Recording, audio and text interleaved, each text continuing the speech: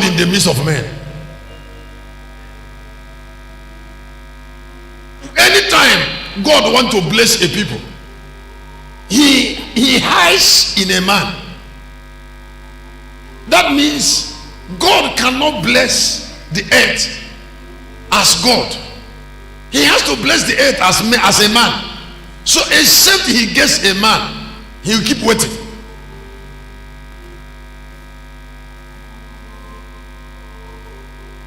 So a tabernacle of God in the midst of men is a chosen man. If you look at chapter 3 of the book of Exodus, he will say, I will deliver them. When he started conversation with Moses about the emancipation of the Jews, he said, I will deliver them. And later, as the education goes on, he said, come now, I will send you. Come now. Now, what's the difference between when he said, I will deliver them, and when he said, come now, I will send you to them? But in the discussion, he said, I am the one that will deliver them. And then later he came back and said, I'm no longer going, because God will never go. He said in chapter 5, 1 and 2, he said, I'm going to raise an intercessor from among you. Then I will use him to free you. In other words, whatever God will accomplish for us is controlled by what we provided. Did I say it very well? I say whatever God will accomplish in our life is controlled by what we have provided. So every day God is making a demand on us that we should provide channels of blessing. That it is not in his hand. That it is not in his hand to bless us. That it is in our hand. No, it is not in his hand. It is not in the hand of God to change your life. It is in our hand to change our lives. So if God said poverty will end, we must provide two of that end. If he said death will end, we must provide two. It is something that we provide two for that God will end. If we don't provide two and be saying that God will end it, God will still be looking for somebody from among us. Am I saying something? I said somebody from among us. If a land doesn't have value, that land cannot produce valuable people. Let me say it again. I said if a land doesn't have value, a valueless land cannot provide valuable people. The darkness that was left in the southeast, is it not ravaging the land? That an evil man is selfish, egocentric, and individualistic. Is it not showing? That they are sellers of their land and their brothers. Is it not showing? If nobody is telling them, then and they want to be blind, then their shame will remain. And it is deplorable that they are blaming their calamity on an outsider. The other day they were chasing Buhari. Buhari has left. Maybe they are giving Tinubu time to start saying that Tinubu is their problem. They are mad people.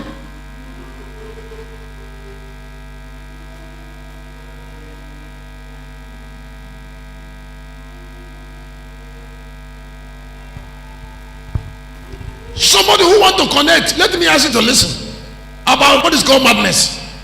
You love greatness. You are a lady. You want to marry a great man, and you don't have value that can connect you to that man, and you still want that man to love you. That is called madness.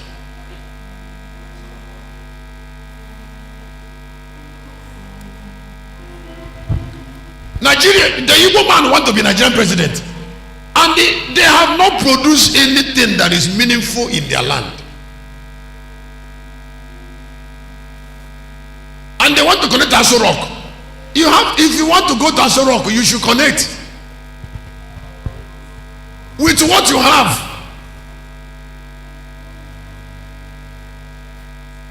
If they do another election now, and Buhari is still supporting Tinubu, Tinubu will still win.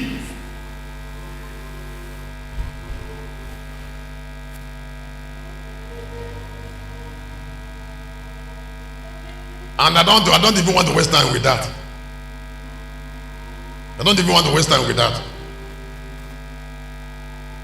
Because there are sometimes there's something somebody should know before you can sit down with him. If Peter Obi want to be Nigerian president after Tinubu, Peter Obi should go behind Tinubu now. It is early. Peter Obi should go behind Tinubu now. It is too early. And queue. And then stop iPod in Igbo land immediately. You don't go to a place of honor. A place of honor like Asorok with mad people.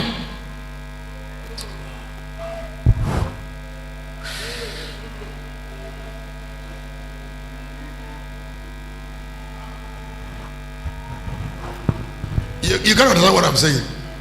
I have pastored Igbos for 34. I ministered to Igbos for 30 years. It's me that understand. In all, wherever they are found, I was with them in North for 14 years. Ministered to them in the East. I'm now in Lagos. So I think that I'm in a better place to tell you about the way they are. Oyedibo was telling us that his grandmother taught him how to pay tithe. Today I'm talking, Igbo men doesn't pay tithe. Even children. Some people in this church doesn't pay tithe.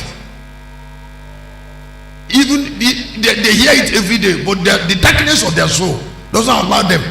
Darkness of their soul. Something an old woman, the grandmother of Oyedibo, can do with ease. Not only she can do it, she can teach it to her grandson. And then somebody who is not even up to 40, who is a little bit above 30, even up to 30 years, is struggling to do something a grand woman did with ease and insisted that his son will do it. You can't see the separation. If you cannot see the separation, I can see it. And then somebody says, Shepherd, why do you talk about it? I said, that is my pain. My pain is that I'm pastoring people that are like that.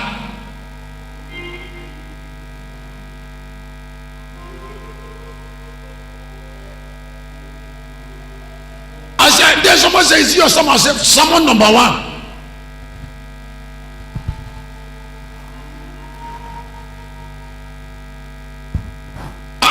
Am I a theologian that I should leave something that is eating the altar? I'm talking something else.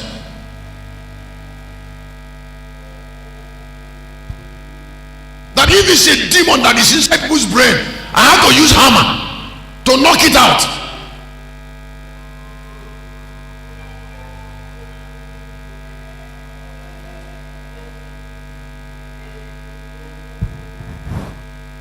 Because I'm a tabernacle. I say I am a tabernacle of immortality. I say I am a tabernacle. I am a house. I say I am what? I am a house. My job number one is to knock things straight. To keep knocking it until it doesn't matter who is crying. It has to be straight.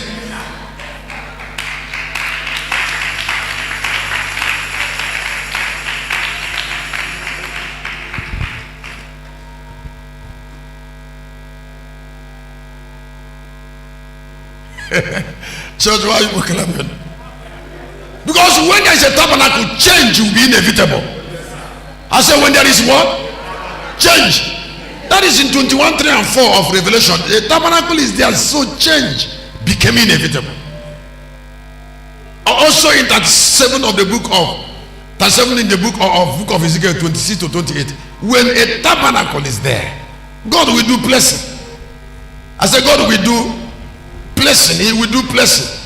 Now I am talking about that because I am a manifest branch of a particular lineage. I say I am a manifest what? I am a manifest branch of a particular lineage. Of a particular lineage. If you want to be bold, develop boldness from revelation. That is your seed and your support, your company. Excuse me. There are presence we don't deny, whether good or bad. I said there are presence we carry that we don't deny. Presence. Now find out your lineage. That is the source of your story.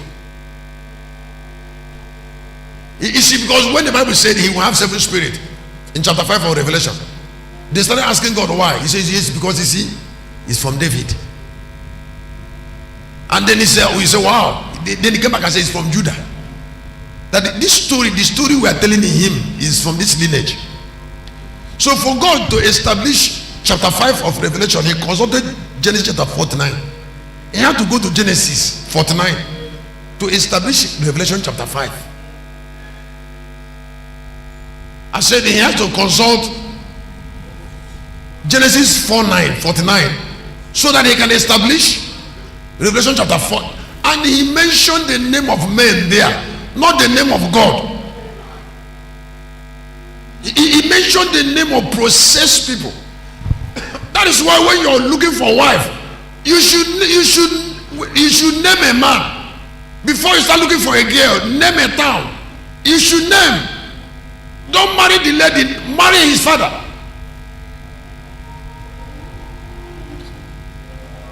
Chapter 5 of Revelation.